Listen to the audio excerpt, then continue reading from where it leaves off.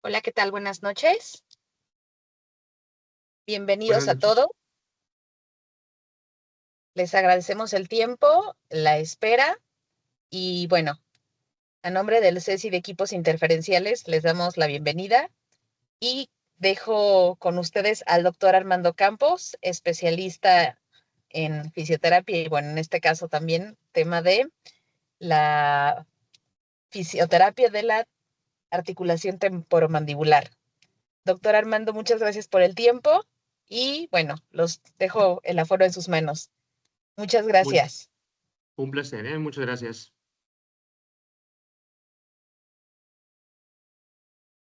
Solo si alguien me puede confirmar si se ve la pantalla completa. Sí, sí vemos. Muy bien. Bueno, primero que nada, buenas tardes. Quiero agradecer a Equipos Interferenciales y a Ceci por la invitación.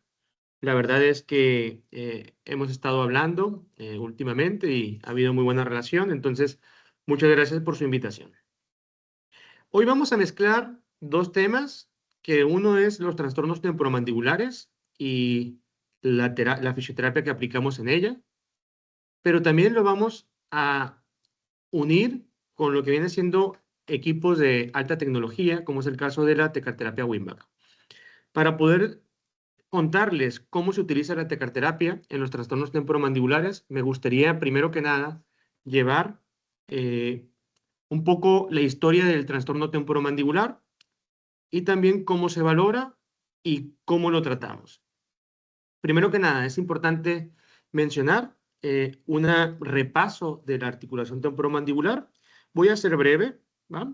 Porque creo que a fin de cuentas es importante mencionar todas las estructuras que podemos llegar a tratar. Recuerden que tenemos el cóndilo. ¿Se ve el láser ahí? A ver, déjame ver si puedo poner un láser. Opción de puntero, puntero láser. Ahí está. Tenemos un cóndilo mandibular que pertenece al hueso mandibular, que es una porción convexa. Aquí tenemos lo que es la fosa, que es la porción cóncava del hueso temporal, y una eminencia articular o tubérculo articular. Esta superficie, si se fijan, tiene doble convexidad. Para poder generar un poco de estabilidad dentro de esa articulación, tenemos el disco articular. El disco articular va a estar su borde posterior o su porción posterior a nivel de las 12 en punto, ¿va? Además de eso, tenemos las sinoviales. Y estas sinoviales son bien importantes porque podemos ser muy específicos para el diagnóstico e incluso para su tratamiento. Estas sinoviales nos van a ayudar a dividir en un compartimento superior y un compartimento inferior. Son las que van a estar encargadas de producir el líquido. En esta porción que tenemos aquí tendríamos la inserción del pterigoideo externo, y en esta zona que está acá atrás se llama zona bilaminar, o son unos ligamentos posteriores o frenos posteriores.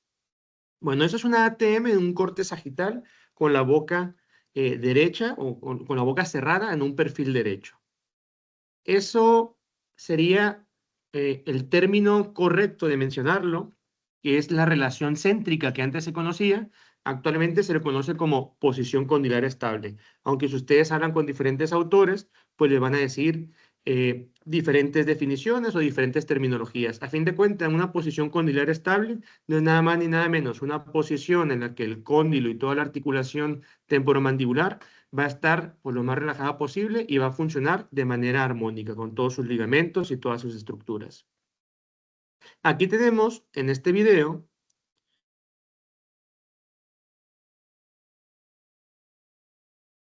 videito, a ver si lo puedo poner, voy a quitarlo, ahí está. Si se fijan, tenemos la articulación temporomandibular. Es un corte sagital, que es la misma toma en cadáver, ¿va? No sé si me alcancen a ver, ahí está.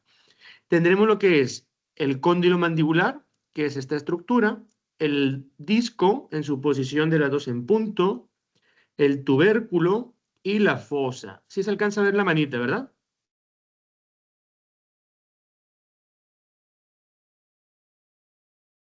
Bien. Lo que estamos viendo es el movimiento de apertura. El movimiento de apertura, cuando se va a realizar el movimiento de apertura, el cóndilo va a generar los primeros 25 milímetros o 2.5 centímetros un movimiento de rotación. Es decir, no va a salir completamente de la fosa. Primero se va a mover el cóndilo, que es la rotación condilar, y después de los 25 milímetros el disco va a empezar a desplazarse hacia anterior junto con el cóndilo mandibular. Eso es lo que ocurre en una apertura normal. Aquí en la zona posterior tenemos el tejido retrodiscal o la zona bilaminar que va a elongarse y tensarse para evitar que el disco se desplace. Y en la zona anterior tendríamos la inserción del pterigoideo externo, su vientre superior que va hacia el cóndilo y el vientre inferior que va hacia el disco. Lo dije al revés. El superior es el que va al disco y el inferior va al cóndilo, ¿va? Bueno, si nosotros dividimos la apertura, tenemos por lo tanto una apertura pasiva en donde el cóndilo va a hacer rotación y el principal músculo que se va a activar es el músculo digástrico, porque al abrir la boca se va a abrir también por gravedad, pero por activación del músculo digástrico, sobre todo en su vientre anterior. La apertura activa va a ser después de los 25 milímetros. ¿Qué es lo que va a ocurrir ahí? Pues el músculo pterigoideo lateral es el que se va a activar para llevar el cóndilo hacia enfrente. Igual también apoya bastante a movilizar el disco hacia anterior. Por lo tanto, tenemos que el músculo digástrico en su vientre anterior va a ayudarnos a hacer la apertura pasiva o la rotación, es un sinergista de la apertura, pero el principal músculo que va a estar interviniendo durante la apertura va a ser ni nada más ni nada menos que el pterigoideo externo. Como lo habíamos mencionado, el vientre superior va a venir a insertarse a lo que es el disco articular y el vientre inferior se va a insertar en la cara anterior del cóndilo.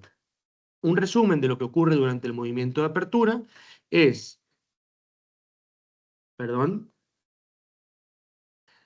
un resumen de lo que ocurre en el movimiento de apertura es que el cóndilo va a rotar los primeros 25 milímetros, después de esos 25 milímetros va a haber un deslizamiento del disco y todo se va a ir hacia ventral. Y los músculos principales que van a actuar es el digástrico y también el pterigoideo externo. Si hablamos del cierre, en el cierre van a actuar otros músculos, como es el caso del temporal en sus 3 fibras, el macetero y también el pterigoideo medial. Son los principales músculos que van a cerrar. Por lo tanto, cuando un paciente suele estar apretando, son los principales músculos que se van a tensar, lo que viene siendo el temporal, el macetero y también el pterigoideo. Si nosotros hacemos un análisis mecánico del cierre, pues es lo contrario a la apertura. Es decir, al realizar el cierre, el cóndilo se va a ir hacia dorsal, el disco va a volver a su posición y los músculos que se van a activar es temporal, macetero y pterigoideo medial. Si vemos un movimiento de protusión, pues lo que ocurre es realmente el mismo movimiento condilar. Es decir, una protusión en la misma mecánica que la apertura, pero sin hacer un movimiento máximo de apertura. Y esto es muy importante porque los ejercicios en rehabilitación de ATM, de estar forzando la boca, cada vez se usan menos o cada vez, yo creo que ya ni los usamos, porque al ser la misma mecánica que va el cóndilo en rotación anterior y el disco también va hacia enfrente, pues empezamos a poner movimientos de protusión para ir ganando la apertura de la boca y no estar forzando una apertura ni estar irritando la articulación. Los músculos principales de la protusión van a ser nada más ni nada menos que los pterigoideos, tanto el medial como el lateral. La mecánica del cierre es la misma que la retrusión y los principales músculos retrusores son los músculos temporales. Y en la laterotrusión sí les voy a pedir que pongan un poco de atención porque son mecanismos diferentes. Si todos ponen su mano aquí en el cóndilo, donde está el trago a la oreja, un poco más anterior, y abren su boca, van a sentir que algo los empuja. Si se van al borde anterior y ponen su dedo así, y aquí también, y hacen un movimiento de laterotrusión hacia la derecha, es decir, llevan su mandíbula hacia la derecha con muy ligera o poca apertura, lo que van a ver es que el cóndilo izquierdo se va a desplazar hacia anterior. Por lo tanto, al hacer la laterotrusión derecha, el cóndilo izquierdo va a realizar una rotación anterior, pero el cóndilo derecho lo que va a hacer es una rotación en su propio eje hacia lateral, haciendo este movimiento. Por contrario, si hago una laterotusión hacia la izquierda, el cóndilo que va a rotar hacia anterior sería el derecho, es decir, el contralateral, y lo que va a ocurrir con el cóndilo izquierdo, el homolateral, va a ser una rotación en su eje y sobre todo hacia lateral. Bueno, a grandes rasgos, nos resumimos la anatomía y la artrocinemática de la articulación. Pero es muy importante, sobre todo si vamos a hablar de agentes físicos, tener en cuenta la relación que tiene la articulación temporomandibular con el sistema nervioso. Porque sí es verdad que existe una relación mecánica muy clara entre la articulación temporomandibular y la columna cervical, pero también es muy importante recordarles que el sistema nervioso va a estar conectado lo que es la articulación temporomandibular y también lo que viene siendo la columna cervical. Denme un segundo, por favor.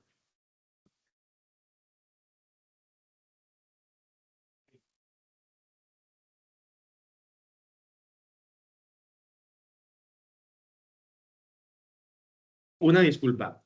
Bueno, si hablamos, tenemos el núcleo trigémino cervical. Este núcleo trigémino cervical es una explicación del sistema nervioso por la cual va a haber múltiples conexiones de la cara y la columna cervical.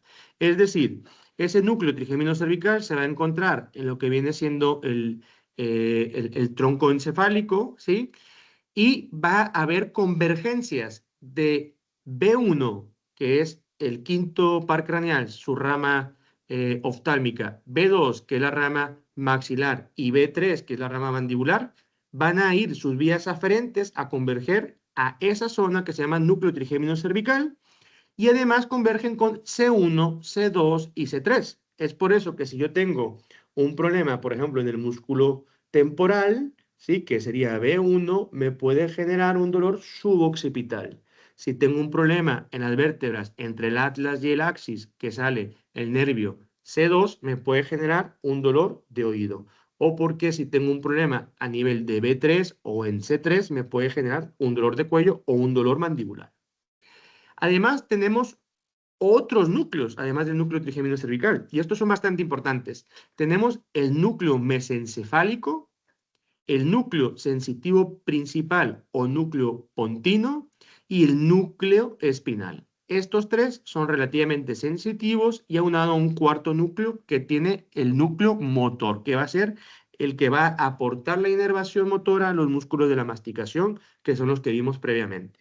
Aquí podemos observar el núcleo sensitivo mesencefálico que tiene una gran cantidad de terminaciones nerviosas para darnos la propiocepción. Entonces, la función principal es la propiocepción orofacial y mandibular.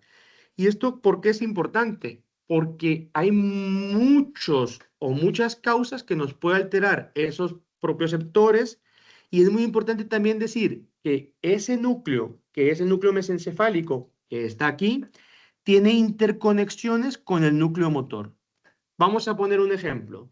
Digamos que soy un paciente que me la llevo con onicofagia, comiéndome las uñas, mordiendo plumas o jugando mucho con la mandíbula, ¿sí? Tronándome la mandíbula, abriendo cosas con la boca. Lo que está pasando es que esos receptores o ese núcleo mesencefálico va a estar mandando diferentes señales y tiene interconexiones con el núcleo motor y lo que va a hacer el núcleo motor va a ser mandar una señal para que se activen los músculos de la masticación.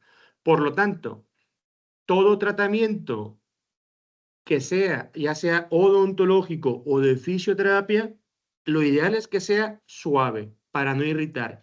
Y es por eso que casi no se utiliza las aperturas de la boca máxima. Es decir, si yo hago un movimiento de apertura, lo que estoy haciendo con una apertura máxima, llevando el cóndilo hacia una rotación anterior, generando una compresión de las sinoviales de la cápsula, alterando el núcleo mesencefálico y mandando una señal de respuesta para apretar. Por eso cuando hay pacientes también que tienen extracciones de terceros molares o algún trabajo que hace algún odontólogo que es de mucho trabajo y mantiene la boca abierta, después a lo mejor no le duele el diente, lo que le duele es la cabeza o la mandíbula. Por eso es importante, si tienen algún paciente así los odontólogos, que lo manden al fisio para controlar el dolor.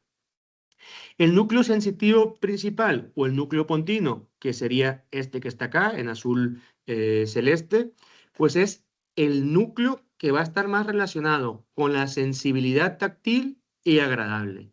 Por eso, cuando va un paciente con nosotros y le tratamos la ATM muy intenso, también va a estar generando una interconexión con el núcleo del trigémino del motor y va a estar generando bastante apretamiento. Entonces, ¿qué es lo que tenemos que hacer? Tratamiento suave y gentil, no doloroso. Y también tenemos un núcleo espinal, que sería este que está acá, este largo. Y fíjense, va a ser un núcleo que va a responder a estímulos dolorosos y a altas temperaturas. Temperatura. ¿Qué genera la tecarterapia Wim-Back? Pues un calor endógeno. Entonces, ahí está la clave. Si nosotros tomamos en cuenta que es un tratamiento que es suave, gentil, a tolerancia, agradable y que además voy a hacer un énfasis al núcleo espinal del trigémino por el aumento de la temperatura, me va a bajar completamente el tono de la musculatura. Entonces, cuando nosotros hacemos fisioterapia de la articulación temporomandibular con tecarterapia Wim-Back o sin tecarterapia Wim-Back, realmente lo que estamos haciendo es mandando señales aferentes a estos núcleos del trigémino. Si hablamos un poco de los trastornos temporomandibulares, la clasificación, según los criterios diagnósticos de los TTM, van a dividirlo en 12 patologías. Esa es una actualización del 2014. Creo que ya salió una más reciente, pero bueno, a fin de cuentas es muy similar. Tenemos patologías musculares, como la mialgia, mialgia local, dolor miofacial y dolor miofacial referido. Si se fijan, esto para un fisioterapeuta lo ve como lo mismo. Es algo muscular. ¿Por qué? Porque esto lo realizaron odontólogos, no lo realizaron fisioterapeutas. Pero a fin de cuentas, por ejemplo, yo que soy investigador y quiero hacer una publicación, lo clasifican como grupo 1 o grupo muscular.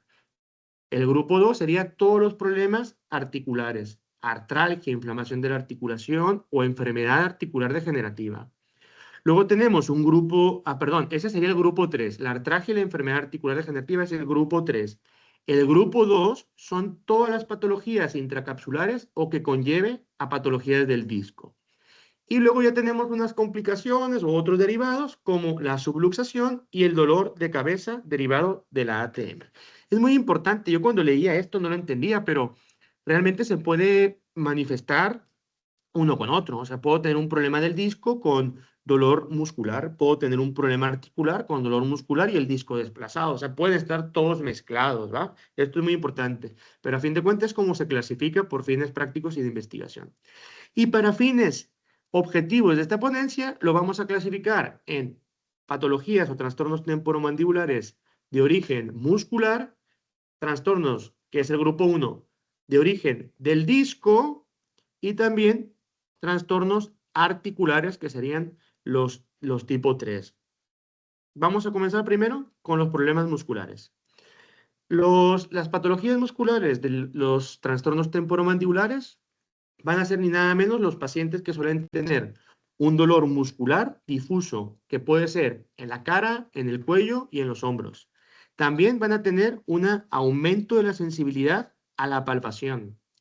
Gran cantidad de puntos gatillos miofaciales, tanto en temporal, macetero, pterigoideos. Van a tener un aumento de dolor, cansancio y fatiga al masticar, hablar o bostezar. También, cuando la musculatura está demasiado tensa y hay demasiada tensión, puede limitar la apertura de la boca, y son pacientes que están frecuentemente relacionados con apretamiento, con bruxismo y que tienen mucha tensión y constantemente están apretando. Es importante mencionar que el diagnóstico de estos pacientes musculares es meramente clínico, simplemente la historia clínica, la palpación y la exploración manual. Los grupos del disco, pues son todos los pacientes, a grandes rasgos se puede dividir en 4, pero me voy a enfocar para fines más objetivos solamente en patologías de chasquido o de desplazamiento de disco con reducción y sin reducción. Vamos a agarrar 2 que son los más comunes. Muy importante mencionar, son pacientes que a la hora de hacer aperturas de la boca o movimientos de laterotrusión, el paciente va a sentir más que nada un clic, o un chasquido, no tanto como crepitación, es más un chasquidito, durante la apertura, cierre o laterotrusión. En algunos casos, ese disco puede generar una obstrucción mecánica entre el cóndilo y la demás articulación, generando bloqueos articulares. Además, pudiera tener el paciente dificultad para abrir la boca o al hacer aperturas máximas, tener un dolor periarticular por el exceso de traslación condilar y el exceso de desplazamiento del disco. También es importante mencionar que un hallazgo importante es que va a tener una limitación de la apertura cuando el disco se desplaza y ya no tiene capacidad de traslación, o también podría tener una desviación de la boca hacia el lado afectado y una laterotrusión limitada hacia el lado contralateral. Ahorita vamos a ver más específico cada uno de estos grupos. Bien, entonces resumiendo, el grupo muscular es el grupo 1, tiene dolor en la palpación, fatiga, cansancio al utilizar la mandíbula. El grupo 2 son pacientes que tienen más que nada chasquidos y puede tener desviación de la apertura de la boca y hacia el lado homolateral y una laterotrusión contralateral limitada. El diagnóstico también puede ser clínico, pero el gol estándar, según los criterios diagnósticos, es la resonancia magnética. O sea, no se va a ver una tomografía ni una radiografía, solamente la resonancia. Vamos a hablar ahora un poquito de este grupo específicamente. Tenemos, recuerden la imagen, ¿no? Su cóndilo con su fosa y su eminencia articular. Esas son las superficies articulares. Estamos en una ATM derecha, con una boca cerrada, con su posición condilar estable. Tenemos su disco articular con la posición de su porción posterior, según las manecillas del reloj, a nivel de las 12 en punto. Y tenemos sus sinoviales. Bueno, hasta ahí está una ATM sana. Y si recuerdan, ahora lo vemos en este gráfico, al realizar la apertura, los primeros 25 milímetros, no va a haber movimiento del disco, solamente una rotación condilar. Casi siempre se va a presentar dentro de la fosa. Y después de los 25 milímetros va a haber una traslación del disco en relación a la eminencia articular. ¿Va? Ya hay movimiento del disco, aunque el cóndilo siga moviéndose. Esa es una mecánica normal a la hora de la apertura de la boca. Y aquí lo tenemos, el mismo video. Tenemos el cóndilo con su disco. Por lo tanto, tenemos que en el compartimento inferior se va a hacer un movimiento condilodiscal, ¿sí? Que es la rotación. Y en el compartimento superior es un movimiento entre el disco y la eminencia articular, compartimento superior. Pero ¿qué pasa cuando el disco empieza a tener patologías? Pues bueno, lo más común es que el disco tenga un desplazamiento anteromedial o anterior. Anteromedial es lo más común. Imagínense, aquí ya no hay una posición condilar estable. Este borde posterior debería de estar en posición de las 2 en punto. Quiere decir que el disco está desplazado. Para ejemplo anterior. Cuando yo le pido al paciente que realice una apertura de la boca, va a haber un chasquido, ¿sí? Y ¿por qué? Porque está intentando reducir el disco y va a volver ahí, ya está reducido. Ya abrió más de 25 milímetros, ¿sí? Y al regresar, casi siempre suele haber un segundo chasquido. Y luego el cóndilo vuelve a su posición, pero el disco no, ¿sí? A esto se le conoce como desplazamiento de disco con reducción, porque tiene la capacidad de reducir o acomodar el disco, pero a la hora de volver a su posición original, el disco está desplazado. Aquí tenemos un video en donde se observa el cóndilo mandibular, la fosa, la eminencia articular y el disco, que debería estar en posición de las 2 en punto, está desplazado hacia anterior. El disco debería estar acá. Incluso se ve la articulación que está un poco más rojiza, probablemente por la fricción que ha existido. Eso clínicamente va a estar produciendo más presión sobre la articulación y en un futuro podría desarrollar una enfermedad articular degenerativa. Aquí ya vimos cómo el disco se redujo y después va a volver y vuelve a desplazarse. ¿Se fijan? Abre la boca, el disco se reduce, hay un chasquido y al cerrar se va a presentar un segundo chasquido y el cóndilo vuelve a su posición original, pero sin el disco. Ese sería el desplazamiento de disco con reducción. Nos tocó la fortuna de realizar un artículo científico porque este grupo de estudio normalmente pueden encontrarse gran cantidad de pacientes con el disco desplazado, pero que no tengan síntomas. Es decir, la mayoría de estudios que había de desplazamiento de disco con reducción en tratamiento de fisioterapia, casi todos eran en pacientes asintomáticos. Y sí es cierto, en la historia natural de una enfermedad del trastorno temporomandibular, en un momento van a ser asintomáticos. Pero ¿por qué hay un grupo que posteriormente desarrolla dolor? Pues hicimos este estudio para poder justificar la tesis doctoral y decir, este es un grupo de población que tiene chasquido y que tiene dolor y necesita un tratamiento en fisioterapia, y obtuvimos muy buenos resultados. Primero que nada, agarramos pacientes que tuvieran desplazamiento de disco con reducción y que además tuvieran un dolor según la escala de EVA de 3. Lo que hicimos es valorar la apertura de la boca, la función de la mandíbula, la discapacidad cervical, el dolor a la presión muscular y la cantidad de puntos gatillo miofasciales. Y oh sorpresa, lo que encontramos es que esos pacientes no tenían ni siquiera una limitación de la apertura, es decir, un paciente con desplazamiento de disco con reducción no va a tener limitación de la apertura, podían tener desviación homolateral a la hora de la apertura, pero lo que sí tenían esos pacientes era una gran cantidad de sensibilidad a la palpación y además tenían una gran cantidad de puntos gatillo en el temporal, macetero y también en los músculos del cuello. ¿A qué le suena eso? Como si tengo un problema acá, me va a generar un problema en el cuello, al núcleo trigémino cervical y a toda la alteración mantenida en el tiempo. Va a mandar señales aferentes para tener una respuesta. Y también nos dimos cuenta que existían otras características muy importantes como la pérdida de la función, se perdía bastante, les dolía la boca al abrirla, pero no estaba limitada, tenían dolor a la palpación y también gran cantidad de discapacidad cervical, sobre todo entre leve y moderada.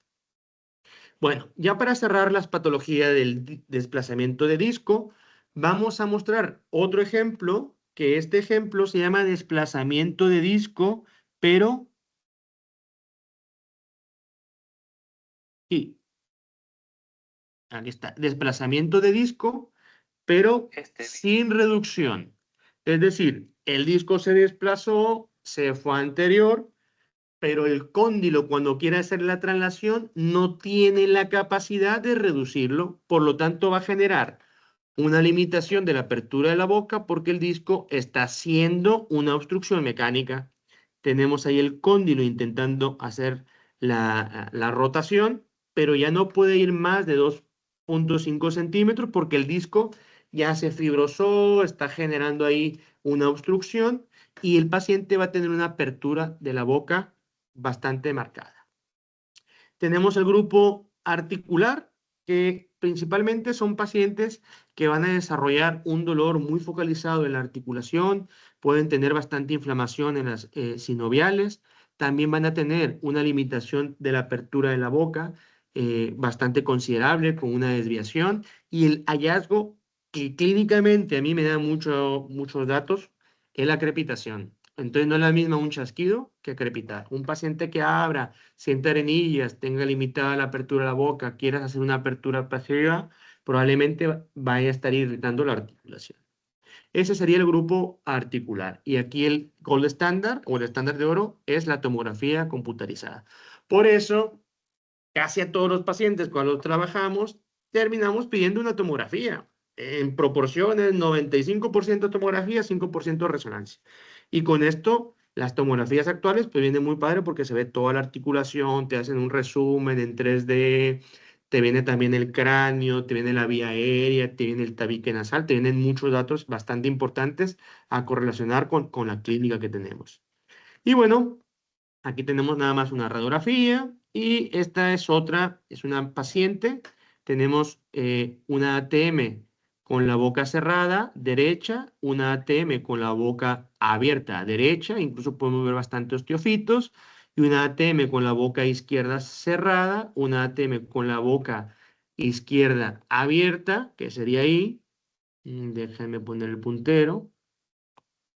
Y lo que podemos observar, pues es que este cóndilo tiene osteofitos y este ya perdió su forma. O sea, está completamente dañado. Si tenemos, no vamos a entrar mucho en la cuestión de la columna cervical, pero si quisiéramos hacer un análisis, miren, es la misma paciente. Si se fijan, esta paciente la operaron, le pusieron esta fijación, la fijaron en rectificación y cuando llega a la consulta le digo, a ver, ¿qué tal? Cuénteme, ¿qué le pasa? Y me dice, me duele todo esto.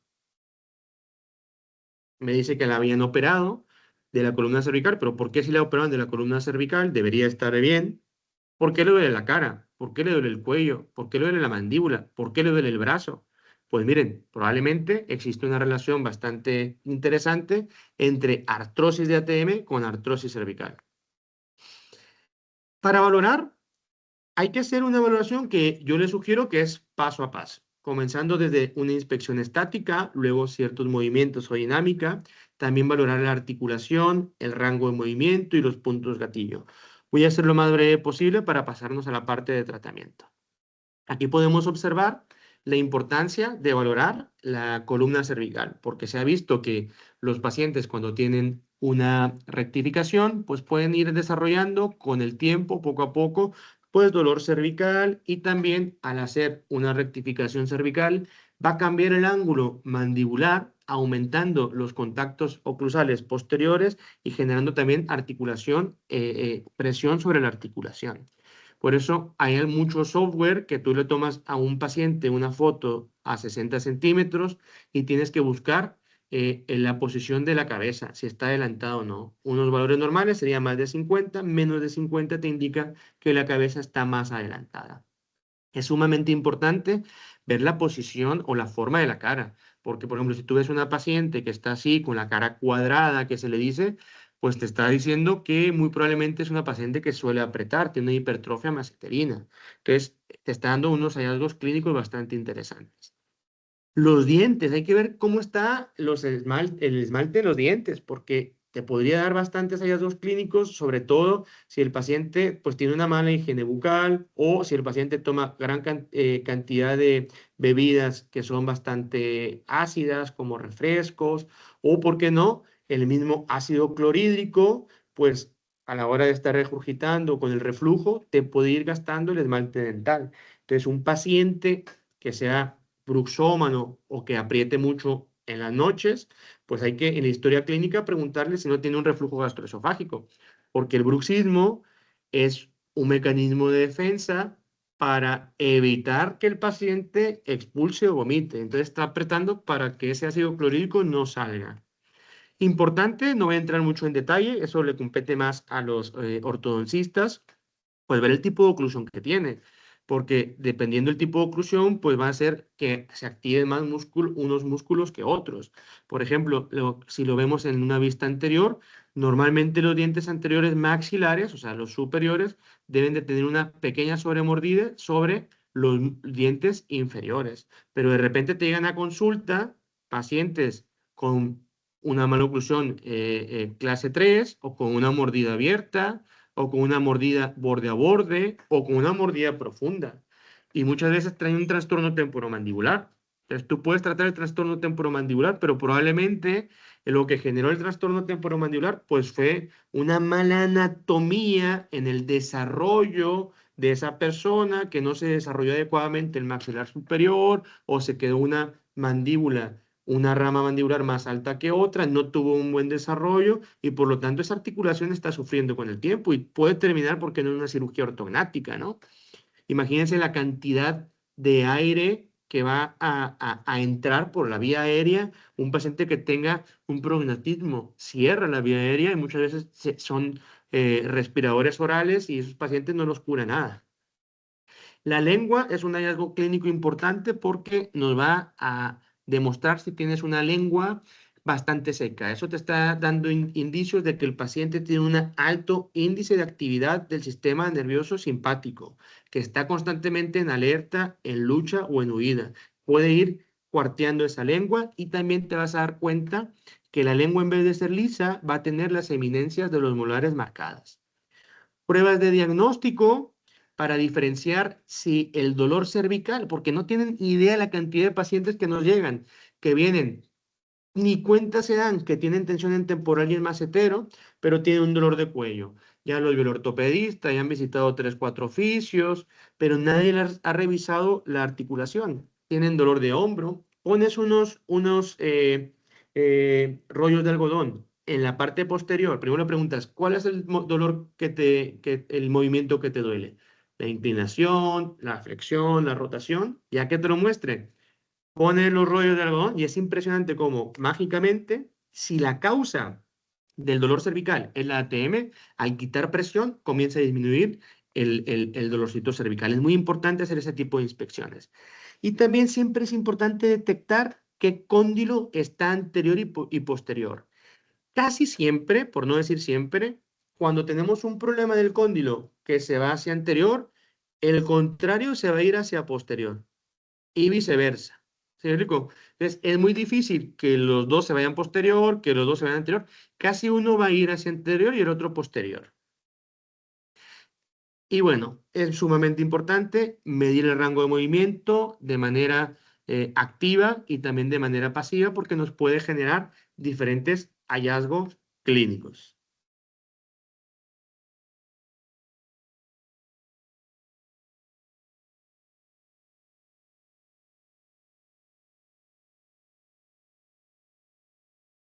Bueno, es muy importante ver también la protusión, la laterotusión, porque hay patologías como el desplazamiento de disco, que les dije, si tengo un desplazamiento de disco derecho, me va a costar realizar una laterotusión izquierda, entonces me puede dar bastante hallazgos clínicos.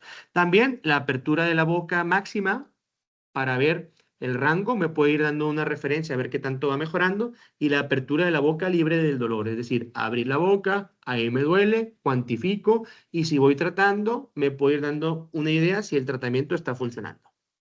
Y esto es sumamente importante, lo que sigue, que es la palpación. Y la palpación fue una herencia y propuesta que nos dio el doctor Mariano Rocabado, donde va a palpar 8 estructuras, o bueno, vamos a generar palpación de algunas estructuras y poner en tensión algunos ligamentos y comprimir algunas zonas como el retrodisco, y es sumamente clínicamente precisa. Y esto, si yo lo combino, el palpar con usar mis agentes físicos, por ejemplo, si yo palpo y me dice, ¿sabes qué? La sinovial anterior e inferior está inflamada. Yo puedo ir de manera precisa a desinflamar la sinovial anterior e inferior. Si hay un esguince de ligamento colateral lateral y hay dolor en el polo, lo puedo ir a tratar.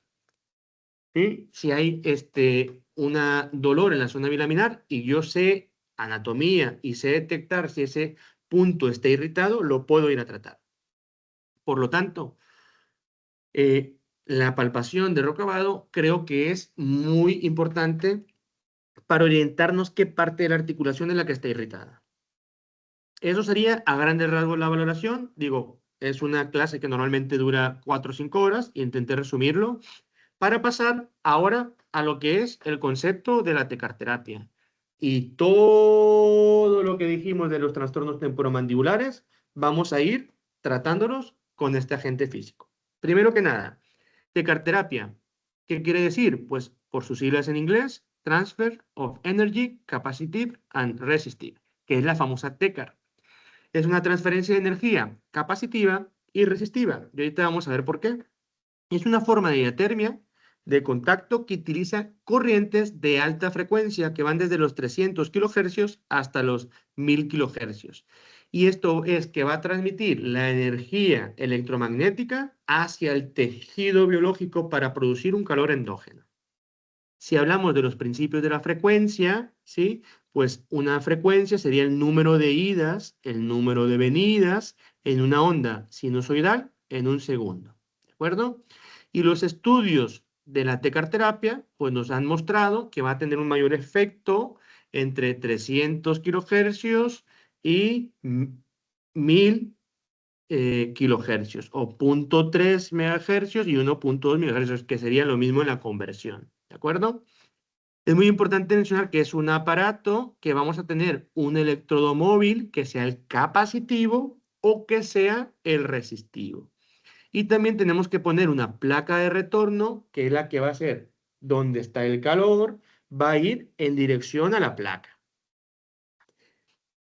Dentro de las propiedades dieléctricas y el tejido humano, pues si recordamos, tenemos que ver lo siguiente, que en el cuerpo pues va a haber ciertos tejidos que suelen ser un poco más resistentes a las ondas electromagnéticas y que va a variar esa resistencia o la capacidad de permeabilidad según la frecuencia. Miren, tenemos primero que tener claro este concepto, la permitividad, que va a ser prácticamente la permeabilización del tejido. Y también tenemos la conductividad, que esa va a depender de la resistencia del tejido. Por lo tanto, en el eje vertical tenemos la resistencia del tejido y en el eje horizontal tenemos la frecuencia. Aquí estaría mayor frecuencia, menor resistencia, mayor resistencia al tejido. Por lo tanto, si nos vamos a la piel, tenemos que la piel va a ser más permitiva a que entre la onda electromagnética con una mayor frecuencia. ¿Por qué? Porque recuerden que a mayor frecuencia que tenga, ¿sí? Pues va a ser, ¿se acuerdan de ese concepto? A menor frecuencia va a ser más profundo, ¿sí? A mayor frecuencia, más superficial. Por eso, para yo entrar y llegar y que sea más permisible la piel, tengo que elevar la frecuencia. No porque sea una mayor frecuencia va a entrar más, sino la menor frecuencia es la que va a entrar más, va a ser más profunda, ¿va? Repito, entonces, la piel va a tener una buena permitividad a mayor frecuencia. Si nos vamos en el caso del hueso, por ejemplo, o el músculo, pues son tejidos que van a tener una buena permitividad a menor frecuencia, a 300 kilohercios, y la piel, pues a mayor frecuencia porque es más superficial. Si nosotros nos vamos con esos principios, la tecarterapia Wim-Back va a tener principalmente tres frecuencias. 300 kilohercios, que si lo veo aquí, va a ser más profundo. 500 kilohercios, pues va a ser medianamente profundo, y 1 megahercio o 1000 kilohercios sería completamente superficial. Por lo tanto, tenemos que cuanto más alta es la frecuencia, va a ser más concéntrica y más superficial. Y cuanto más baja es la frecuencia, va a ser más difusa y más profunda. Si nosotros lo vemos con electrodos, este sería el electrodo capacitivo, este sería el electrodo resistivo y este sería el electrodo pues superficial, ¿va? Entonces, resumen, cuanto más alta sea la frecuencia, más concéntrico y superficial, y cuanto más baja sea la frecuencia, pues va a ser más profunda, pero va a ser más difusa. Y aquí tenemos, por fin, los electrodos, o la manera de transferir la energía electromagnética. El electrodo capacitivo va a estar con un material que es un aislante, es una poliamida. Entonces, el electrodo, que normalmente es de metal, va a tener una placa. Y ese va a funcionar de manera inductiva, o sea, por inducción. Cuando intente salir la energía, lo que va a hacer es, va a estar calentando esa placa o ese material aislante para que no deje salir completamente la energía. Por lo tanto, por eso es más superficial. Se fijan, no va a entrar tanto.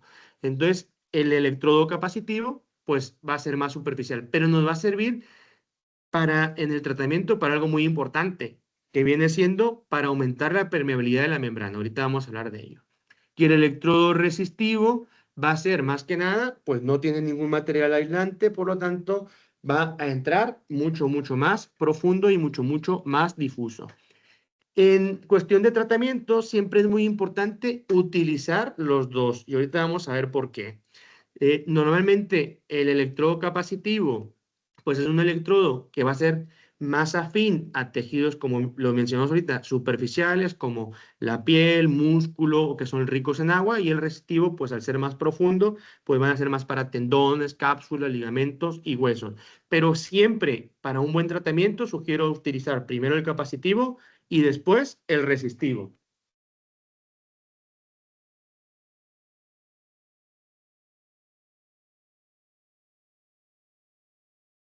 Miren, aquí lo que tenemos es el principio de cómo funciona lo que viene siendo la radiofrecuencia. Bien, primero que nada, es importante recordar que tenemos lo que viene siendo la membrana celular y tenemos el espacio intracelular y el espacio extracelular.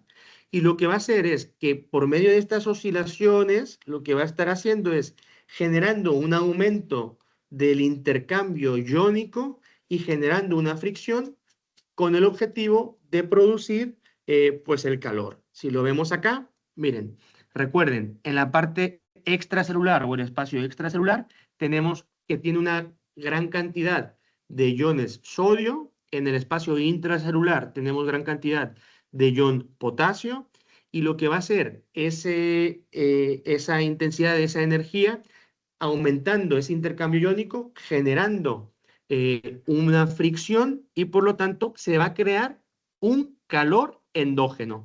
A eso se le conoce como el efecto diatérmico realmente. Por lo tanto, tenemos que a mayor intensidad, a mayor porcentaje, mayor movimiento iónico, mayor fricción molecular o de iones, por lo tanto, se va a producir un calor endógeno. ¿Cuál es la diferencia? Pues tú pones una compresa, es un calor superficial, pero es exógeno. Entonces, este calor endógeno lo que va a hacer es que tú, cuando tu paciente se vaya después de la terapia, donde la pongas en ATM o en cualquier parte, su metabolismo está cambiando, su metabolismo está constantemente funcionando, porque existió ese intercambio iónico y ese aumento de fricción y ese calor, pero el calor es endógeno, no exógeno. Por lo tanto, el calor de la tecarterapia va a generar diferentes efectos para la inhibición del dolor, y también va a generar cambios en la fascia. La radiofrecuencia por sí va a generar una disminución del dolor y tiene tres efectos, ¿va? Un efecto inmediato, un efecto a medio plazo y un efecto duradero. Y lo que les decía ahorita, que tú puedes poner la tecar y cuando se vaya el paciente va a seguir haciendo efecto. Primero, el efecto inmediato. El mismo efecto de la radiofrecuencia va a generar una perturbación y una saturación de los nociceptores debido a las altas frecuencias, inhibiendo así el dolor. El efecto diatérmico que hablamos hace un momento es un efecto a medio plazo. Por lo tanto, es una reducción de la presión de los nociceptores, de los tejidos blandos, como también de la fascia. Ahorita vamos a hablar de la fascia. Y por último, a efecto duradero o a un poco más el plazo, más de 24 horas, es por la mejora del metabolismo, la mejora de la circulación sanguínea y también de liberación de tensiones de la fascia que van a estar produciendo el dolor. Si hablamos el efecto de la tecarterapia sobre las fascias, pues si bien recuerden, las fascias va a estar conformado de principalmente ácido hialurónico, principalmente glucosaminoglicanos. Estos glucosaminoglicanos es importante que a altas temperaturas, ¿sí?, va a cambiar su componente viscoelástico. Por eso, para yo generar un cambio en ese componente viscoelástico, necesitamos calor o elevar la temperatura hasta 40 grados aproximadamente por 6 minutos, para que esos enlaces se rompan y sea un tejido que sea mucho más móvil y que sea pues más para poderlo relajar nosotros después. Entonces, esto es muy importante, porque yo puedo poner el calor, pero si no hago un estímulo manual, no hago un estímulo de estiramiento y yo no muevo al paciente, pues se va a calentar, se va a mejorar o a romper esos eslabones para que aumente la viscoelasticidad del tejido, pero yo tengo que mover, y esto es sumamente importante. No nomás puedo poner el calor, ya, me relajé, gracias. No, hay que estar moviendo, hay que estar estimulando al paciente. Si es en ATM, que esté hablando; si es en un bíceps, que esté estirándolo constantemente después de aumentar o durante incluso mientras estoy aplicando la tecarterapia, estará haciendo un movimiento para que la fascia pues vaya siendo cada vez más movible, ¿va? Y bueno, ya por último, esto es muy importante porque es un equipo que está aplicándose realmente en todas las etapas de la curación, es decir, desde etapas agudas hasta etapas cronificadas, ¿va?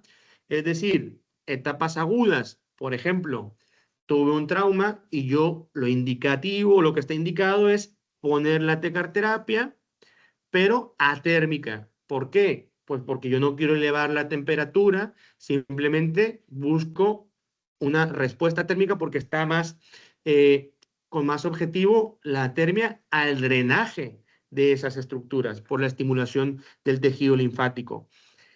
Por otro lado, si yo quisiera una acción defibrótica para romper, para elongar esas fibras del tejido conjuntivo, tendría que elevar bastante la temperatura para posteriormente poner a estirar ese tejido. ¿De acuerdo?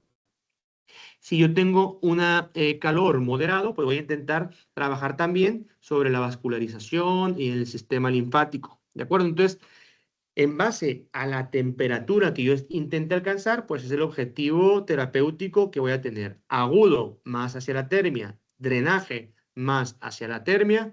Cronificado, en temperaturas elevadas, para intentar, ¿sí?, producir esa elongación del tejido, que sería el tejido defibrótico para romperlo, pero también lo puedo utilizar en etapas crónicas o medianamente elevando temperaturas elevadas, por ejemplo, un desgarro muscular para aumentar la síntesis del colágeno y también aumentar la vascularización. Importante, hay algunas diatermias que se usaban antes en donde te decían que si el paciente tenía una prótesis o un material de osteosíntesis, pues que no podías aplicarla, que estaba contraindicada. Pero realmente esta es una tecarterapia o una diatermia selectiva, es decir, va a actuar sobre el tejido vivo. Entonces, si tiene material de osteosíntesis o prótesis, ponlo, no va a llegar ahí, es imposible que lo calientes, ¿de acuerdo?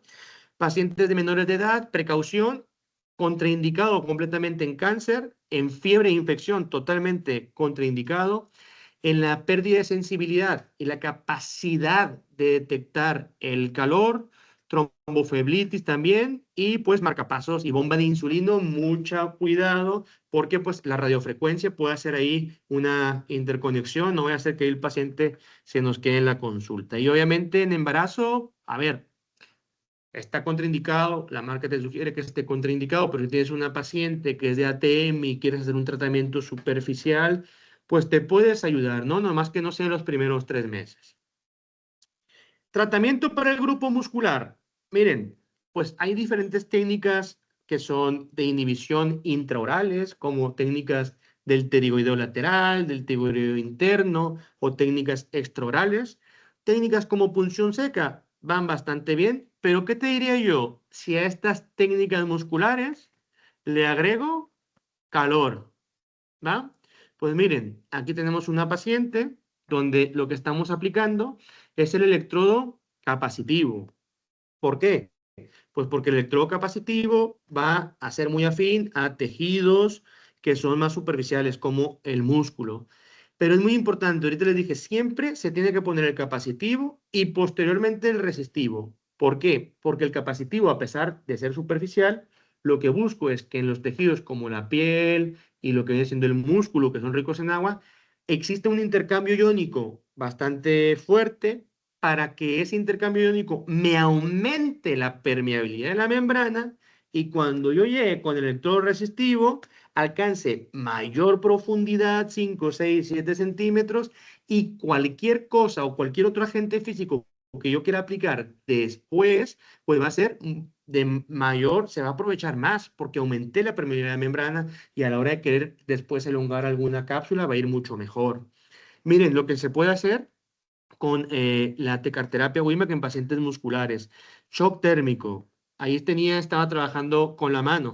Shock térmico, lo puedes poner, te pones un brazalete. Ese brazalete lo que hace es, tú eres, prácticamente se transfiere el brazalete, el calor hacia ti, y posteriormente tú lo puedas transmitir al paciente. La verdad es que no sientes casi nada, tú como fisioterapeuta si lo estás aplicando.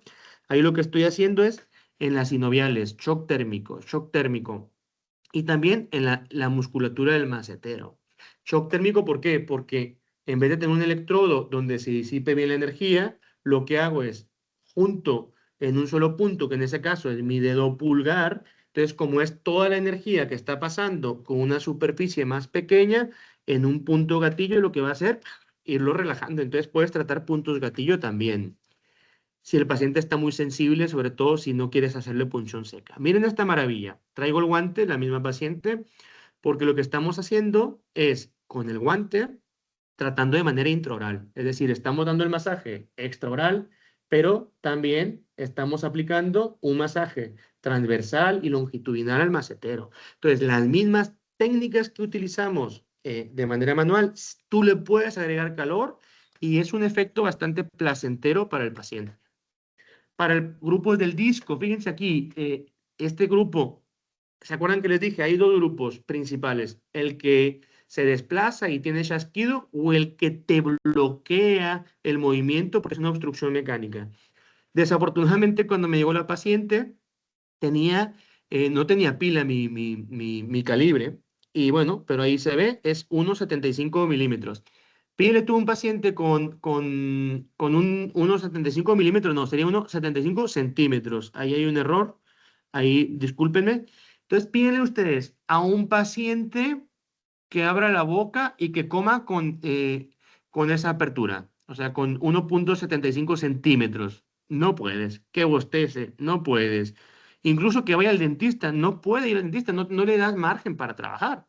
Y así nos llegó. Causa, miren, malformación arteriovenosa, hacen una craniotomía, se llevan la fascia del temporal, lo desinsertan. ¿Y qué pasó? El temporal había tanta tensión que la paciente tenía una apertura muy sutil y además desviaba hacia la izquierda. ¿Y qué creen que pasó?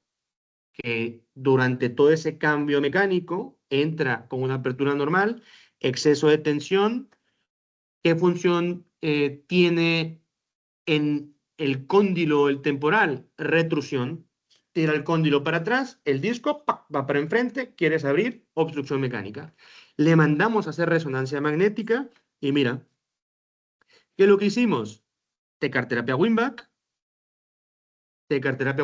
un par de sesiones, literal. Le pedimos a la paciente que se rapara, se cortara el pelo aquí, digo, no se rapó, pero se cortó bastante el pelo, pusimos electrodo capacitivo, trabajamos con el guante, con el brazalete, 2 sesiones, ya podía abrir la boca, ya podía incluso dejarme a mí meter el dedo para manipular esa articulación. 2 sesiones. Para el grupo articular, fíjense bien, el grupo articular es un grupo que normalmente tiene crepitación, pero ya suelen ser crónicos y suelen tener bastante dolor. Entonces ahí lo que utilizamos es primero aplicar la teca con su electrodo capacitivo, luego el resistivo. Pero es muy importante mencionarles que el resistivo, además de ponerle yo la alta frecuencia, le puedo agregar baja frecuencia, le puedo agregar un high tense. Por lo tanto, ya estamos hablando que es multifrecuencia. Al mismo tiempo, mientras estoy tirando o arrojando la radiofrecuencia, ya sea atérmico o térmico, le puedo agregar 2 y 5 hercios, ¿sí? Que va a ser una frecuencia que es más profunda y va a tener un efecto más duradero, o 25 hercios, que es un efecto más rápido, pero es más superficial. En el caso facial, por experiencia, 2 y 5 hercios te lo tolera el paciente. El 25 casi no. ¿Y qué creen que vamos a hacer con esto? ¿Se acuerdan de los que les dije? Existe una alta relación del nervio trigémino. ¿Con qué se neuromodula un nervio? Con esta frecuencia, 2 hercios y 5 hercios. Si sé anatomía, sé el trayecto del nervio, yo me puedo ir a hacer neuromodulación. Ahorita vamos a ver un ejemplo. Después de haber hecho, fíjense, capacitivo, resistivo y bloquearle el dolor, nos vamos a ir a realizar técnicas articulares. Si tienes tú un cóndilo que está bastante desgastado y que genera demasiada presión, simplemente introduces tu dedo, ¿sí? Y lo que vas a hacer es descomprimir de manera suave y gentil. Pero ¿qué pasa? Si yo quería hacer estas técnicas antes de, no podía. ¿Por qué? Porque el paciente tenía dolor, porque le irritaba realizar ese tipo de movimientos, no me permitía hacer tracciones ni deslizamientos. Entonces, con la tecarterapia me da pie a que a partir de ahí voy a empezar a elongar esa cápsula articular y a descomprimir esa articulación. Miren aquí está el doctor Mesa, un saludo al doctor Mesa. Es un paciente que nos envió, él es ortodoncista y lo preparó, le hizo una planeación quirúrgica para una cirugía ortognática, ¿no? Aquí tenemos una foto el pre, una foto el post. Es importante mencionar que lo que hacen es pues fracturar lo que viene siendo el hueso mandibular y angular la mandíbula. Y aquí tenemos el antes, aquí tenemos el después. Se pueden observar la mordida abierta, ¿de acuerdo? Y es importante, esto es sumamente importante. Cuando hacen la cirugía ortognática, ponen estos tornillos y les ponen las ligas. Duran aproximadamente entre 2 y 3 meses, dependiendo ahí entre el cirujano maxilofacial y el ortodoncista se ponen de acuerdo. Justamente le acaban de quitar las ligas. Pero en la etapa inicial, ¿cómo le vas a poner tú? ¿Cómo vas a llegar a hacerle punción seca a un paciente así? ¿Cómo vas a llegar tú a ponerle ejercicios de apertura en la boca si tiene unas ligas y se quita solamente la liga de medio para comer? Lo que tienes que hacer es preparar esa articulación para que cuando le quiten las ligas empieces a ganar rango de movimiento lo más rápido posible, sin forzar, claro. Y miren, misma historia. Capacitivo primero. Ahí está, si se fijan, está recién operadito, tiene ni el mes, yo creo. Nos llegó de 3 semanas, si mal no recuerdo. Brazaletes. Agarramos toda la inflamación y lo mandamos a lo que es la cadena linfática pericervical, que viene acá, con el objetivo de estimular ese drenaje linfático. ¿Por qué? Todo paciente que esté inflamado, si esa inflamación no se trata y se queda en la articulación, con el paso del tiempo se van a generar adherencias, capsulitis y limitación de la apertura de la boca. Y si es una rodilla, lo mismo.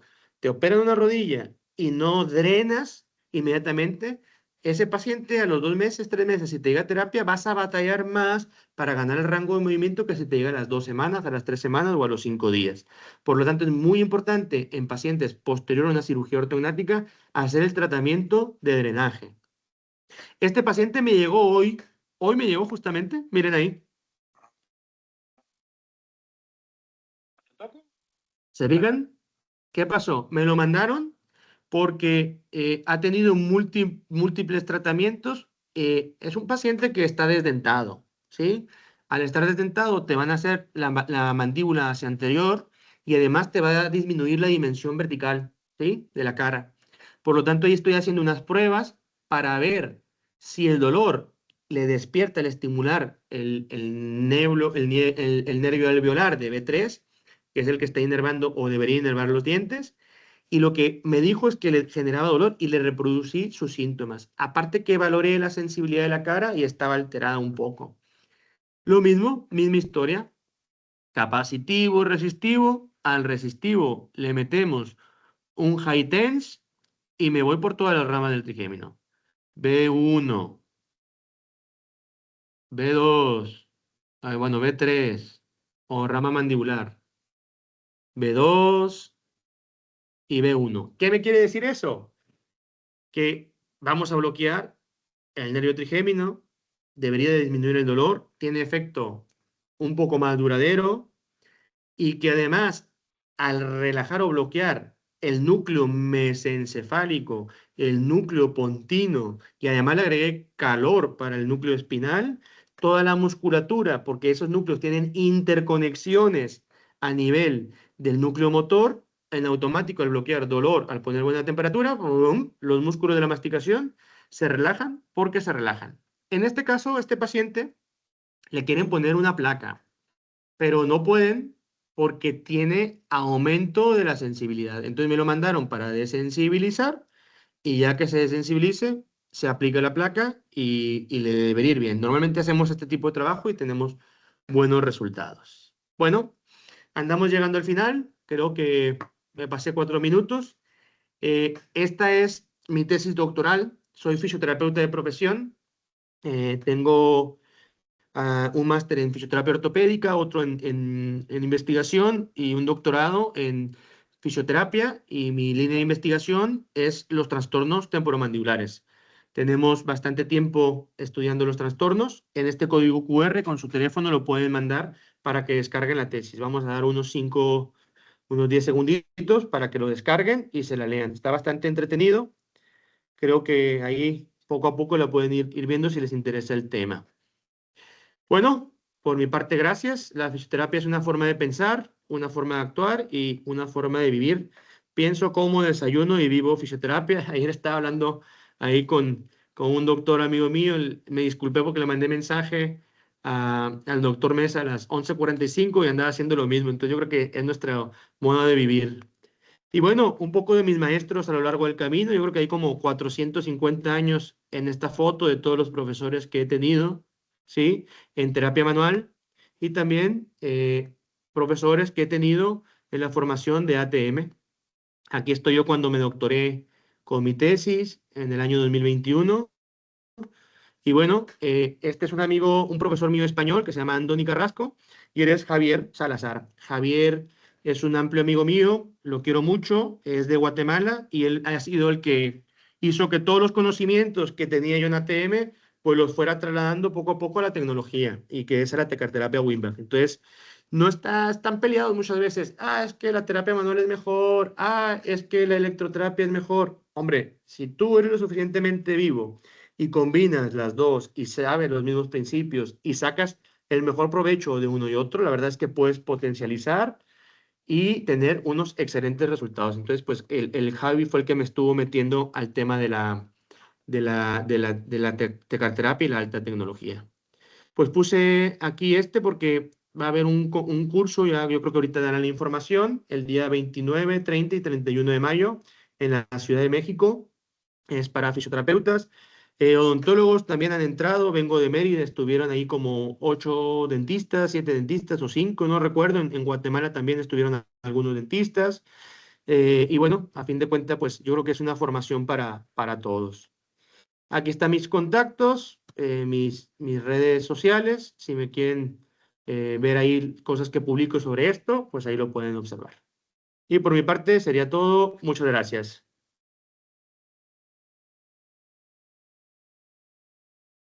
Muchas gracias, doctor. Chicos, también como les comentaba el doctor, para invitarlos a nuestro curso, este 29, 30 y 31 en Ciudad de México, se va a llevar a cabo en Roma Sur, en Manzanillo número 100. Aún contamos con cupos disponibles, igual les voy a dejar un numerito para que nos puedan mandar un mensaje y mandarles toda la información. El webinar se va a publicar en los grupos de equipos interferenciales, en YouTube, perdón, para que lo puedan recapitular nuevamente. Agradecemos mucho su asistencia y su tiempo y pues bueno, que pasen una bonita noche. ¿No va a haber preguntas? Es lo que iba a decir yo, justo, si Ah, tienen dudas, Sí, preguntas. normalmente si podemos tener una sesión de preguntas y si prendemos la cámara todos, hacen comentarios, creo que sería bastante productivo.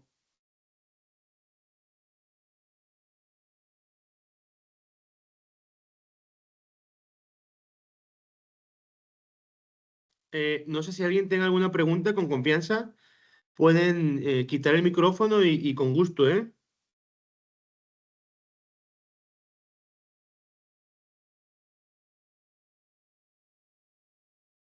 ¿Dudas, preguntas? Ok, Araceli, ¿puedes escribirla, por favor?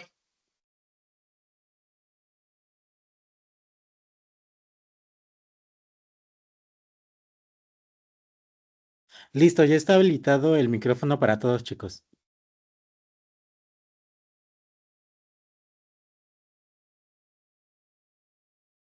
Realmente ahorita tenemos que marcar para que Hola, buenas noches. Yo Hola. sí tengo una pregunta. No estuve desde el principio, no sé si lo comentaste, pero sí quería preguntar si hay alguna medida específica para la apertura mandibular. ¿Cuáles son los valores normales? ¿O o con qué instrumento Sí, se mide? no, sí vi con qué instrumento lo mides, pero ¿cuáles son los valores Ah, normales? vale. Mira, te voy a poner ahí una diapositiva, rapidito, para que le hagas un screenshot, ¿va? Este, Sí, Estas gracias. son propuestas por Okeson, que es un ortodoncista que se dedica a la oclusión. Eh, Te va a variar según el autor, ¿de acuerdo? Pero, eh, ahí te la pongo, ahí está. No sé si lo ves. Le puedes hacer un screenshot, ¿va? Te va a Sí, variar según el sí, perfecto. autor, pero clínicamente, ¿qué es lo que veo? Que una apertura ya hacia los 54 ya te está hablando de algo que es muy móvil. O sea, 4 centímetros yo lo considero normal, 4,5. Si ya se me está acercando el 5 y de repente veo el perfil de la cara alargado, con dolor en las sinoviales anteriores, que tiene mucha traslación condilar y que tiene, cuando abre se le quiere salir el cóndilo, te está hablando de un paciente hipermóvil. Pero bueno, yo creo que una apertura funcional de 3,5 a 4, pero pues la batalla. Y una apertura lo ideal sería 4, 4, 5, ¿no? Pero te va a variar dependiendo del autor, ¿va? Súper, muchísimas gracias. Listo. Gracias, Araceli, por preguntar. ¿Alguien que quiera hacer alguna otra pregunta? Hola, buenas noches.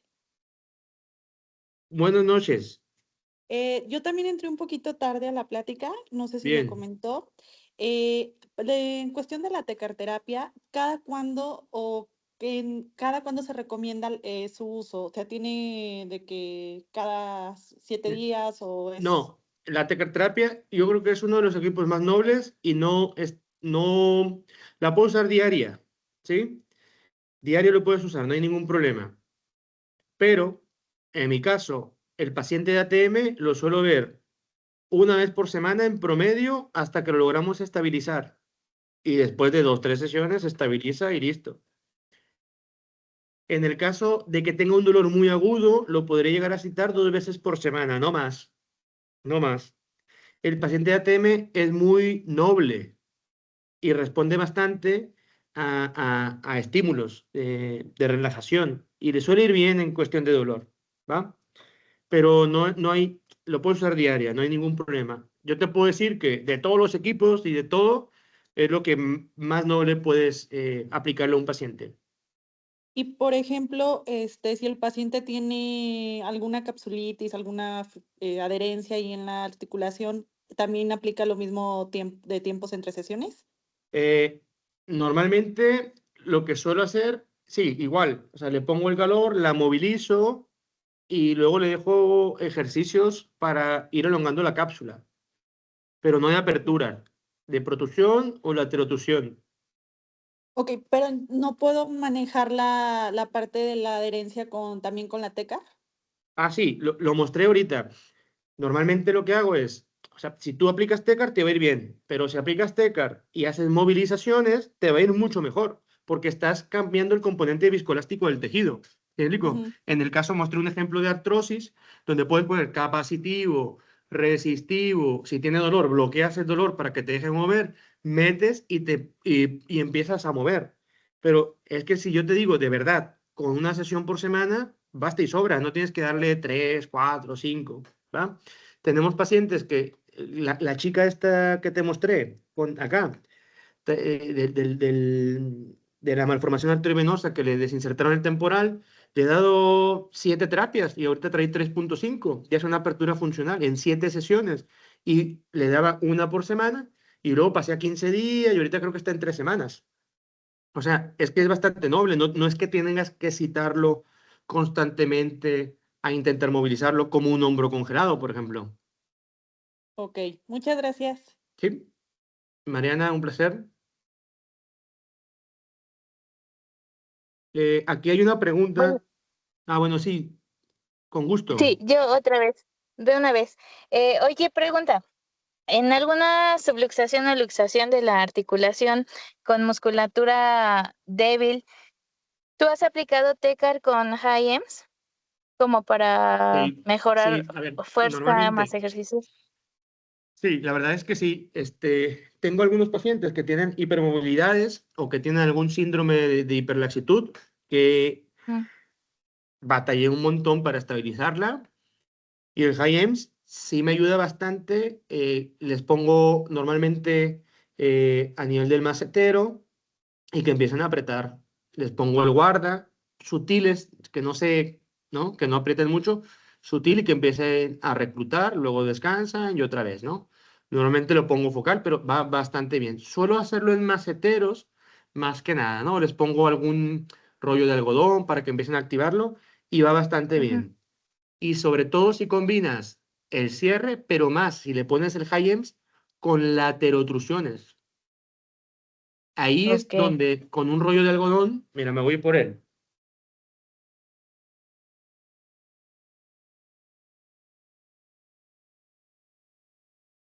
Esto fue lo que me salva. Ejercicios,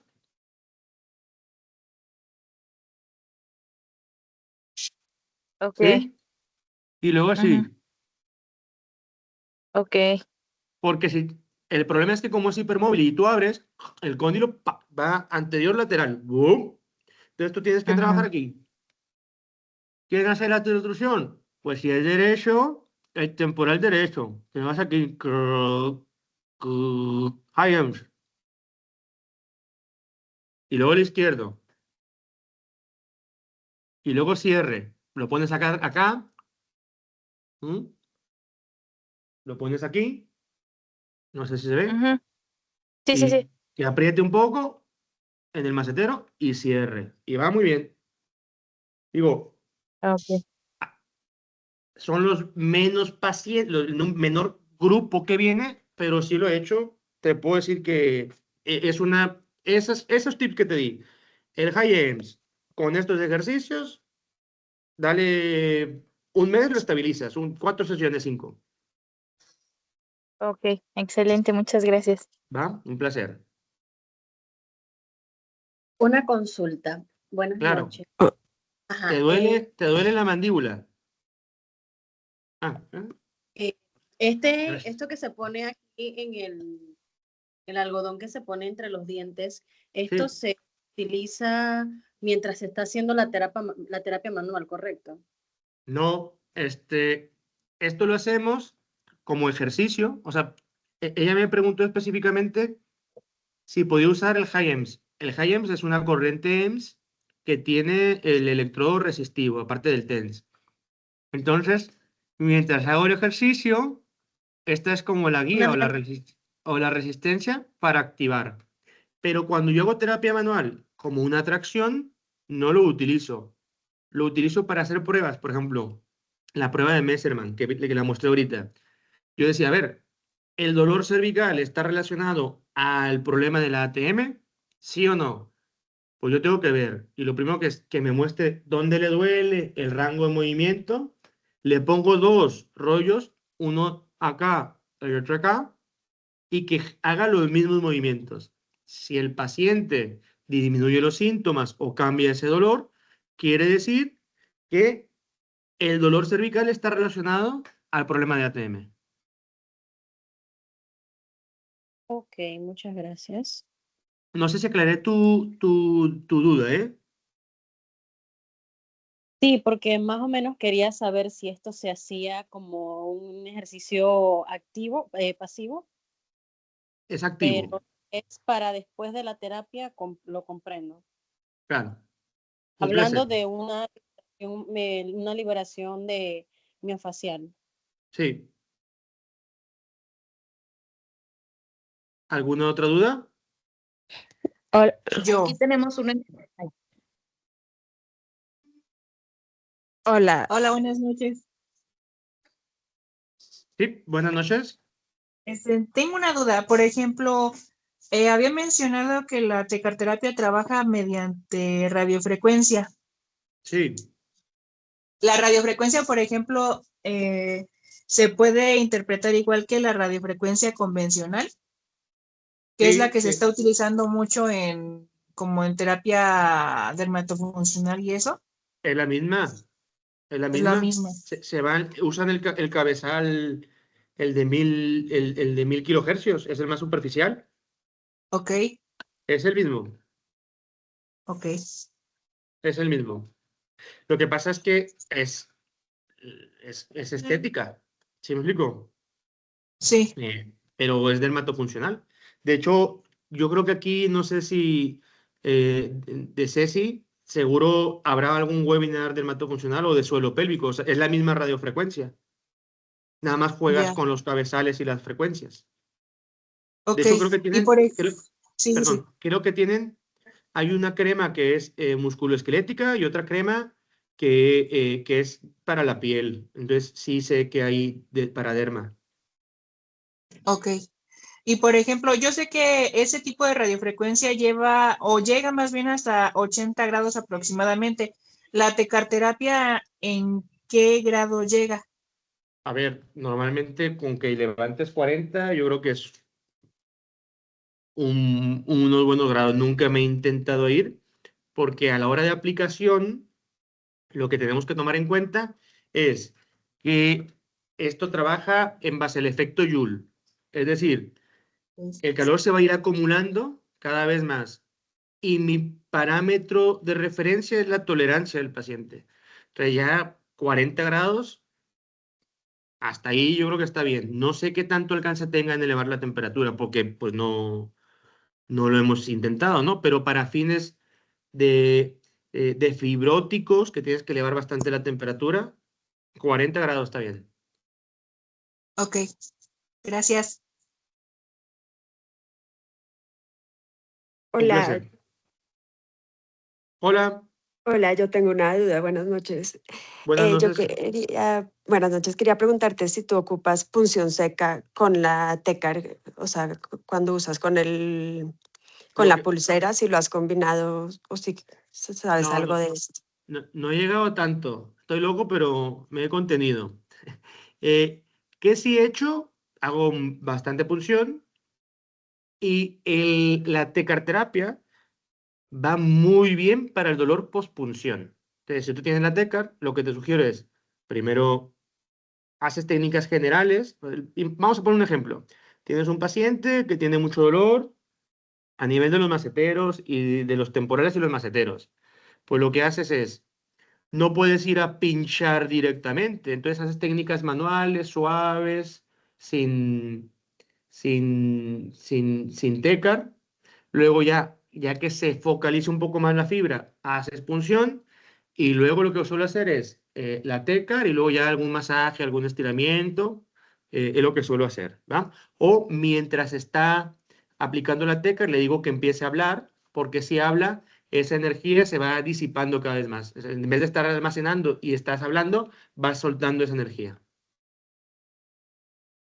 Ok, Eso es como gracias. lo suelo hacer, pero no he aplicado en brazalete. Pero sí, le diré a alguien de la clínica que si se ofrece como voluntario y me está dando buena idea. Vale, gracias. Doctor, tenemos una duda Yo ya también que de estábamos Garay. aquí otra vez, perdón. Nada Hola. más, ¿me permites nada más hacer esta duda que ya tienen rato que la escribieron?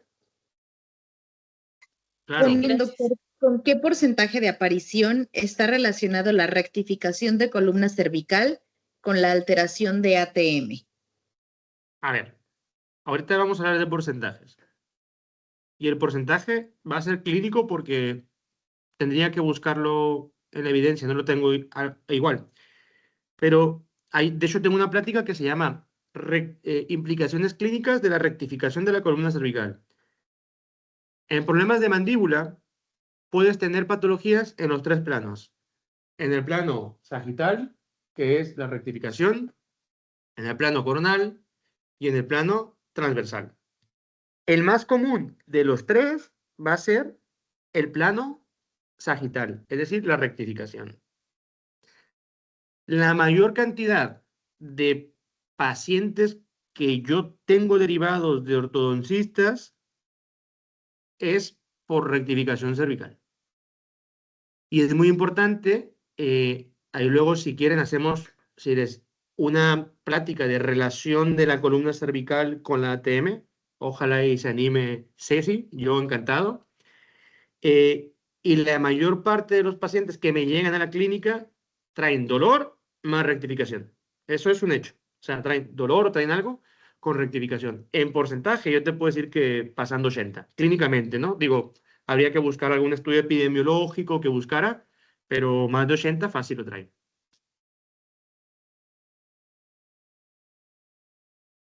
Ok, muchas gracias. Ahora sí, Araceli. La tercera es la vencida. Gracias. Gracias. Hace ratito hablaste acerca de una neuralgia del trigémino y hablabas acerca de neuromodulación justo con la Wim-Back. Sí. Hace tiempo tuve una paciente que llegó al consultorio. La verdad es que la derivé porque no sabía cómo tratarla. Todavía no tenía esta Wim-Back.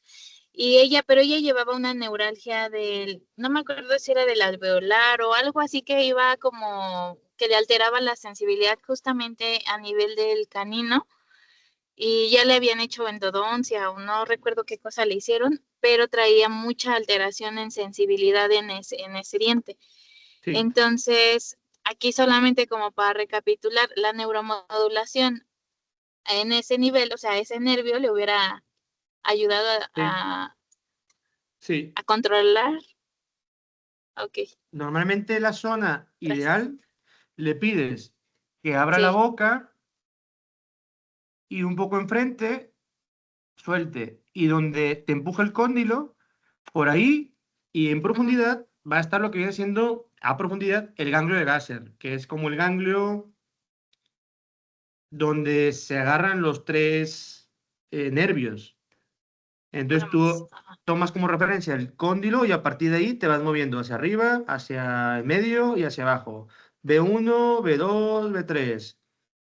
Maxilar, oftálmica, maxilar superior, maxilar inferior. Ok, ok. En Perfecto. 2 o 5 Muchas hercios. gracias. Prueba primero en 2 y si te tolera te vas a 5. Ok, y aquí, por ejemplo, sería en atermia, en termia. Depende de lo que busques, porque lo puedes mezclar. Si pusiste, yo lo que te sugiero es, si está muy agudo, no pasa nada. Pero normalmente, fíjate, el paciente va a llegar y va a tener tensión en el macetero, en el temporal, pero eso es derivado de la mala conducción del trigémino. Entonces, yo lo pongo casi siempre térmico, pero en la cara, muy importante, tienes que manejar porcentajes. Yo te sugiero, empieza en 10, va subiendo al 20, 30, no más de 40. La verdad, yo creo que en porcentaje, la mitad me tolera en 20, la otra mitad en 30. 40, casi nadie, ¿eh? Casi nadie. Entonces, como estás teniendo un efecto térmico, lo que vas a hacer es que va a bajar el tono de la musculatura y le vas a ayudar al exceso de tono del temporal y del macetero. Y luego ya pasas con térmico, puedes pasar el high tense sin problema. Pero no subas más de 40% en la intensidad, ¿va? Sí, perfecto. Muchas gracias. Va, nos vemos en mayo. Claro, gracias. De nada.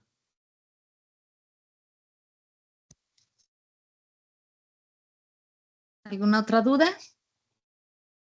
Yo. Hola. Adelante. Buenas noches. Durante la presentación vi que se habló también de drenaje linfático. En cuanto a su experiencia, ¿cuál sería como la mejor manera de utilizar la tecarterapia para el drenaje linfático? Va, mira, usamos drenaje linfático en el paciente postquirúrgico, ¿va? De cirugía ortognática. Postquirúrgico de una fractura mandibular. Y post-extracción del tercer molar. Es impresionante. Tú te llega un paciente de extracción de tercer molar, agarras, va drenando, va drenando, va drenando, va drenando. Si está agudo, 2-3 días después de la extracción. Esos pacientes forman un trismus, no te abren el macetero y bastante edema. Ahí te va sumamente bien. Y también cuando el paciente tenga una artralgia o un dolor articular en las sinoviales. Te mostré lo que viene siendo la palpación de Rocabado. Digo, lo mencioné, pero normalmente si tú palpas, por ejemplo, la fosa mandibular y tiene dolor, quiere decir que hay una compresión del cóndilo en la fosa sinovial posterior superior. Si tú agarras la eminencia articular, estás comprimiendo la sinovial anterior superior. A la cara anterior del cóndilo, en el cuello, sinovial anterior inferior, sinovial posterior inferior en la parte posterior del cuello. Eso, si tú encuentras una sinovitis, puedes poner, ya sea de manera manual, suave, atérmico, yendo a la cadena ganglionar pericervical para hacer el drenaje. Eso es cuando normalmente lo suelo usar atérmico. Gracias. Un placer.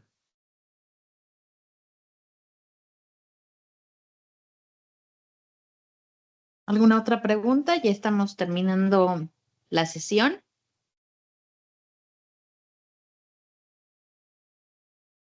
¿Dudas? Ok. Bueno, doctor, creo que ya no tenemos por ahora más dudas ni preguntas. Nuevamente, como lo dijo el doctor, los esperamos en mayo para el curso de certificación de fisioterapia en articulación temporomandibular. Muy bien. Aquí les voy a poner, antes de que nos vayamos, mis redes sociales. A ver si me quieren seguir. 30 segundos. Ahí está. Por si les interesa, pues muchas gracias. Gracias por la oportunidad, ¿eh? A equipos Gracias, interferenciales y a doctor. Ceci. Un A placer. nombre de equipos interferenciales les damos pues las gracias principalmente al doctor por el tiempo, por este breve momento, pero de mucho conocimiento, y bueno, a todos ustedes también por el tiempo y haber participado y conectado. Les agradecemos mucho. Que tengan linda noche. Bye. Nos vemos, buenas noches. Gracias. Nos vemos en mayo. Gracias. Eso.